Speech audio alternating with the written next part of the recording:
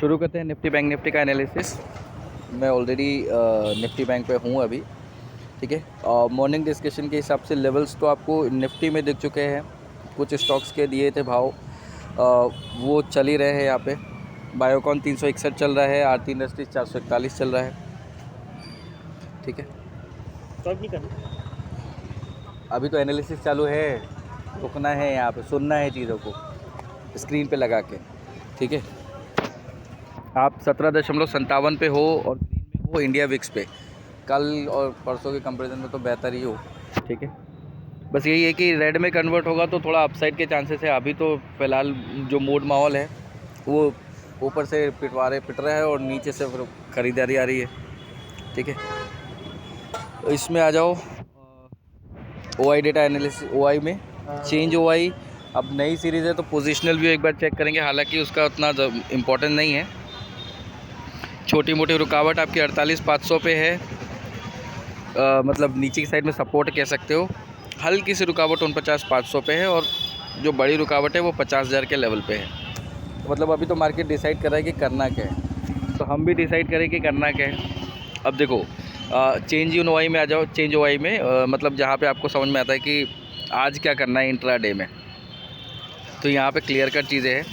हम वहीं चलते हैं जहाँ पे हमको सपोर्ट और रेजिस्टेंस है। बड़ा सपोर्ट एंड बड़ा रेजिस्टेंस है। बड़ा रेजिस्टेंस आ रहा है आपको 49,000 के आसपास जो इमीडिएट वाला है, और 48,900 पे सपोर्ट है। 49,000 टूटे तो निफ्टी में बैठ जाना 48,500 तक के लेवल है पुट में, ठीक है। और उसके नीचे तो फिर मैं बोल ही नहीं सकता। 48,200 पे रुक जाना चाहिए कायदे से। अब नई सीरीज़ है, स्टार्टिंग में इतना ज़्यादा डिप एक्सपेक्टेड नहीं है। जो दिख रही है रुकावटें ऊपर साइड में 49,200 के आसपास हम कहीं ना कहीं आके रुक रहे हैं। अगर इसके ऊपर 15 मिनट टाइम स्पेंड कर देता है मार्केट तो फिर आपकी पहली रुकावट आएगी 49,350 से 49,450, ठीक है। कल यहाँ पे हमने हाई देखा था, एक बार वो हाई को डबल टैप करेगा, ये 49,500 को तोड़ के चलेगा। जैसे ही 49,600 क्रॉस करता है 49,600 आपका सपोर्ट बन जाएगा रेजिस्टेंस की जगह। अभी रेजिस्टेंस है और फिर कहानी बनेगी 50,000 तक की। तो 50,000 पर रेजिस्टेंस सबसे बड़ा है, मतलब आपको वहाँ से 150 पॉइंट पहले आपको हाथ रख लेना अपने, मतलब 49,850 से 49,900 के रेंज में आपको रुक ही जाना है और वहाँ से फिर रिवर्स पोजीशन बनानी है पुट की, मार्केट को देखते हुए, ठीक है। अब हम निफ्टी के बारे में डिस्कस करेंगे। निफ्टी का भी व्यू देख लेते हैं। अभी कुछ जो पोजीशन बनी उसके हिसाब से कहाँ सपोर्ट है और कहाँ रेजिस्टेंस है। तो 23,000 पे बड़ा स्ट्रॉन्ग सपोर्ट है, इसके नीचे जाना नहीं चाहिए। फिर भी 23,050 23,100 तक आप पोजीशन को देख सकते हो। ऊपर की साइड में 23,500 बड़ी रुकावट है, जो 23,350 यहाँ पे हल्की सी बुल्स और बियर की फाइट है। हम चल रहे ऊपर हैं। 23,400 हल्की फुल्की रुकावट है, इसको तोड़ के चले तो एक बार के लिए 23,500 को अटैम्प्ट कर सकते हैं हम, और वो लेवल भी दिया हुआ है मैंने मॉर्निंग डिस्कशन में। तो ये समझ के चलो कि 23,400 के ऊपर अगर 15 मिनट टिक गए तो आप 23,500 550 तक के लेवल आराम से देख सकते हो। और फिर उसके बाद में मार्केट को डिसाइड करना है कि और जाना है ऊपर या फिर रुकना है।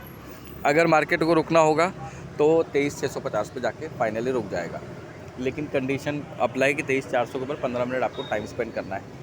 पहला तो लेवल दिखाना है और फिर रुकना है, ठीक है। अदरवाइज़ आप आज भी मोटी मोटी रेंज में रह जाओगे। आज फ्राइडे है तो हो सकता है कि अब देखो सेंसेक्स की एक्सपायरी शिफ्ट हो गई है तो वो मोमेंटम नहीं आएंगे जो फ्राइडे को जनरली आते थे। बट हाँ, कल एक्सपायरी की वजह से एक आधी डिप मिला है हमको। आज हो सकता है कि एक दो हम झूलें हो सकता है, एक्सपेक्टेशन है क्योंकि कल बजट है। तो उस चीज़ को नज़रअंदाज करके नहीं चल सकते, क्योंकि कई बार होता है कि मैं वो चीज़ें जो दिख रही होती है वो बोलता नहीं हूँ और वहाँ पे चीज़ें आप थोड़ा सा नर्वस हो जाते हो सिर्फ OI के बेस पे पोजीशन बनाने के चक्कर में। तो और वैसे भी प्रीमियम बहुत हाई है, तो यहाँ से प्रीमियम घटेगा तो फिर वो प्रीमियम पे वापस आना बड़ा मुश्किल है, भले लेवल दिख जाए इंडेक्स में, ठीक है। तो पोजीशन सोच समझ के बनाइए। इसका निफ्टी का हमने इंट्राडे अभी डिस्कस नहीं किया है, ये पोजीशनल था तो इंट्राडे की बात कर लेते हैं। सॉरी, मैं पोजीशनल में ही बहुत ज़्यादा डिस्कशन में आ गया।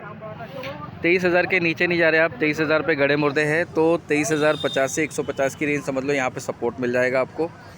और इवन जो सपोर्ट है वो 23,400 तक है, मतलब 23,400 के ऊपर जाके आप टिक सकते हो, जिसके पूरे चांसेस लग रहे हैं। 23,450 को तोड़ना इतना मुश्किल भी नहीं है। जो कहानी बन रही है ना वो कहीं ना कहीं 23,500 से 23,600 के आसपास की बन रही है, जहाँ पे आपको रुकना चाहिए।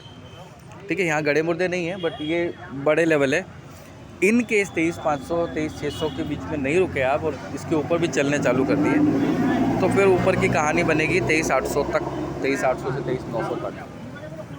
मतलब तेज़ी है, बीच में हल्की फुल्की रुकावट है 23,700। अब ये जो लेवल है ना, ये लेवल मैं आपको दे देता हूँ दूसरे वाले, जैसे जो हमने ऑब्जर्वेशन में रखे 23,547, 23,587, 23,653, ये लेवल है जहाँ पे आपको फोकस करना है। और इसके बाद में जो है 23,709।